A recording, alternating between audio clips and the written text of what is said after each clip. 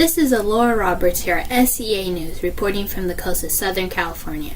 You've heard of John Glenn, right? He was the first American to orbit the Earth, and his journey will have forever impacted NASA's future aspirations. But have you heard of the brilliant minds working behind the scenes, the ones who went unrecognized, the African-American women who contributed to the success of NASA's trajectories, the African-American women who fought for equality? We are here today with researcher Sabrina Wynn to get an insight on the African-American women who dedicated working at NASA regardless of the lack in recognition. What can you tell us about the era in which these women were born? How did it impact their pursuit in fulfilling the roles they had at NASA? Hi, I'm researcher Sabrina Wynn, and I can tell you that many African-American women who worked at NACA in the 1900s were not being recognized for their work, were not getting paid equally, and were not treated as fairly as their white male counterparts for their highly influential contributions toward NASA.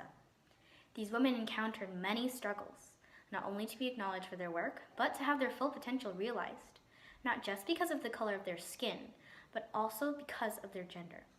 This made it even harder as these women tried to make themselves known. Look back during this era and imagine the many struggles women faced. Imagine the struggles African Americans faced.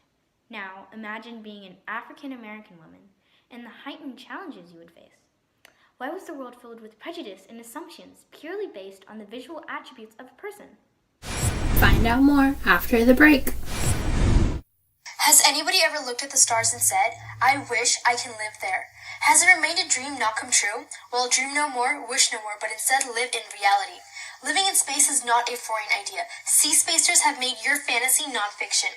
Our state-of-the-art facilities have recreated an atmosphere mimicking the Earth that allows living beings to survive virtually anywhere.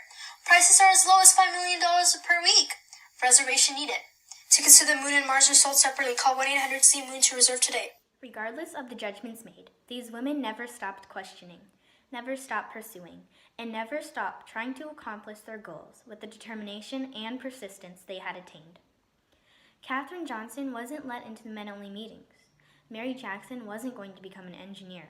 The required courses were only available at an all-white school. Dorothy Vaughan wasn't going to be promoted and titled as supervisor because she was a woman, even despite being obligated to take the responsibilities of one. That's what their discriminators told them. But did they stop fighting and simply agree to these unjustified terms? No. Katherine Johnson found her way into the meetings. She never let their discouragement get to her and always maintained her positive attitude. Mary Jackson found her way into the school. She petitioned to the city of Hampton to attend the all-white university. Dorothy Vaughan found her way to becoming a supervisor. After 6 years of constant persistence, she was finally promoted.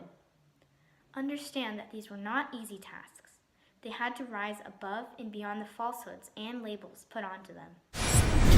These women never gave up, never stopped. They always found a way. Now we are just beginning to recognize everything they have done and how they have impacted NASA today.